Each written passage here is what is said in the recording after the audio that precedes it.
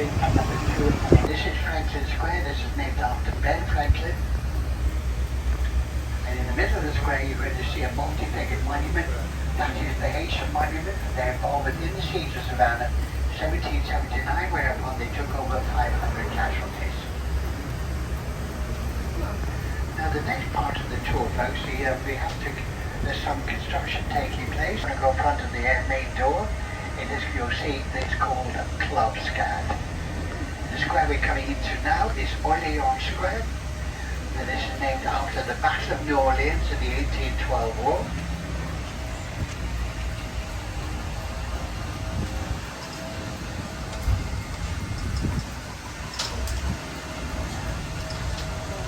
Honoring the early German settlers who did help to settle Georgia. We're going to make a turn to the left of the next corner towards the house on the opposite corner, and that is called the Harper Forks House. That is one gorgeous house to visit, folks. It's The Conspirator, directed by Robert Redford here in Savannah. Now at the back of the house there's a lovely walled garden. That's a popular venue for weddings in the spring and in the fall.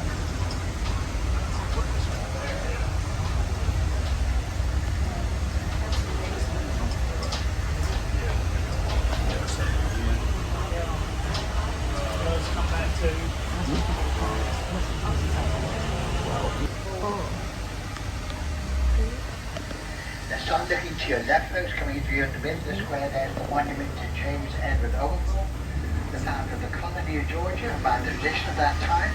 He is facing the enemy, he's facing the Spaniards in Florida. Coming up on your right-hand side, you're going to see this British pub is the Sixpence Pub.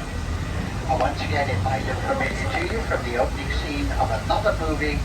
And that was something to talk about with Julia Roberts and Dennis Quaid. The scene involved Julia looking through that left-hand window and watching her husband two-time her. The rotter. Doing that for Julia, the Georgia girl. She comes from a little place called Smyrna outside Marietta. We're now approaching stop number 4. And this time this is on the evening of December the 22nd, he penned that famous telegram to the President of the United States, giving him the Christmas present of the city of Savannah that year.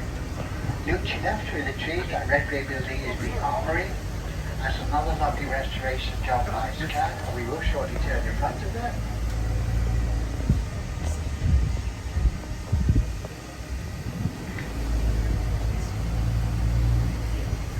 And as we make our turn here, you'll see on the corner is the entrance to the Scan shop with quite a unique range of merchandise in there. And then continuing, we're going to go straight to the main door where these cannons are flanked in general. To your left through the trees, there's a red brick building there, that is the Garden of Good and Evil. Start looking to your left through the trees on the other side of the square, there's a large beige Gothic building. That is a synagogue, and that is the Temple Mikveh Israel. And that is the only synagogue in a Gothic building in America. It's both unique and beautiful at the same time. They have a wonderful greeting when you go in there because it's truly Jewish and truly Southern. And that then comes out as Shalom Yah. Now the movie Driving Miss Daisy was based on the real life character who attended that temple. That was all filmed right here in Savannah. Coming up on the right-hand corner is a white building. This is the Armstrong House. It's also featured in that movie Midnight. There's Jim Williams' lawyer's offices.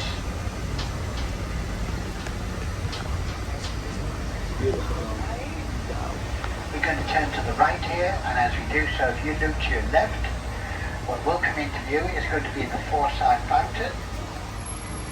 And that fountain was actually purchased from a mail order catalogue back in 1858. Can you seriously believe what you could get from a catalogue back then? Coming upon your right, this is the historic district. This tends to be pre-1850 architecture. And on your left is the Victorian district post-1850. We surely do turn into the Victorian district. Well, before that happens, we're going to pass number 24, which is on the right-hand corner approaching. As we pass the entrance, look in And you will see on the top of the steps there are two pillars with pineapples on the top. The pineapple is a universal sign of a welcome. And this comes from the olden days here. If you invite a society gathering in one of the grand houses, they'd always have the placed pineapple on the top of the steps, the welcoming sign to the house. Then on the night of the gravy where the function being held, Italian in style. Next is the somewhat austere Queen Anne style, and then here on the corner, completely over the top, there is the Romanesque Revival style. Next point of interest coming to view directly to your left through the trees, slowly emerging is a white building that is virtually enclosed on three sides. That is called the Fragrance Garden, and it is specifically designed to enhance the pleasure of flowers to blind people, and it does an outstanding job. Next point of interview will also come into view on your left in the middle of the park is the monument of the fall of Juliette. You see the soldier by tradition of that time is facing the enemy, he's facing the north. This was raised by the grieving ladies of Savannah, that was the mother, the wife, the daughters. It was commissioned in Canada, erected 1875. But nerves are so badly raw after that bitter war, that statue was not permitted to touch Norfolk. The large whitish building listed the Telfair Hospital for Women, as was, financed again by Mary Telfair. She actually specified in the charter, if a male child is born within these premises, then he will vacate the premises within 3 days. There will be no exception. So Catholic excerpt has also been restored by scan.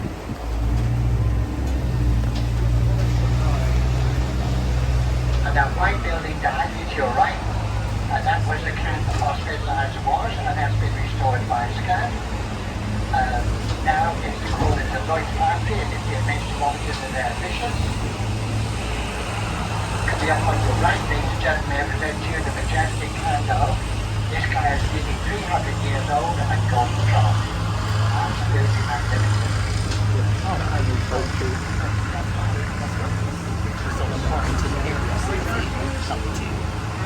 Made from the mud of the Savannah River by the slaves of the Hermitage Plantation. Handmade bricks, no two bricks alike, and up close and personal you'll see indentations on the bricks made by the fingertips of the slaves that made them. Each one is an absolutely unique piece of history.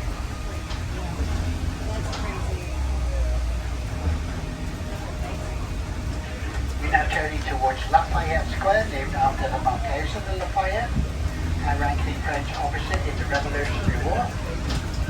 At the far side of that's going to be stop number 7. Home of Flannery O'Connor, the authoress. One of a better numbers, a good man is hard to find based on observation when she lived here. It is available for touring, as you can see. On your right, the Hamilton Turner House, 1873, French Second Empire architecture. It was the very first house to have the electric light, and now it is a historic inn. If your plans today be a visit to the St. John the Baptist Catholic Cathedral, stop 7 is for you.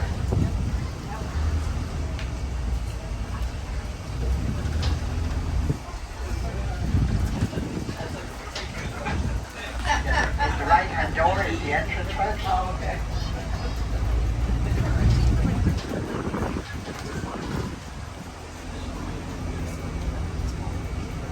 As you may see, we get a complete stop, stop 7. These doors are open.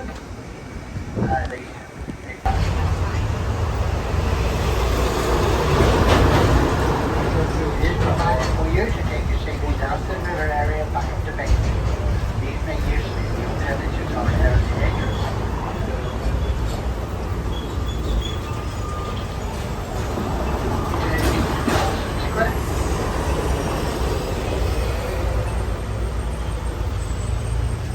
This is named after the road governor of South Carolina, who is a novice when Georgia was founded. And he aided the early settlers tremendously. We turn right on entry. On your left you're going to see a large obelisk. It is the monument to Nathaniel Greene, and he's buried under it. He was number 2 to Washington and the master strategist in the Revolutionary War. For his services aboard his Mulberry Grove plantation about 3 miles upriver. He was not used to the Savannah weather. He went out riding in the summer sun without his hat. The silly man, he got heat stroke and he died, leaving a widow.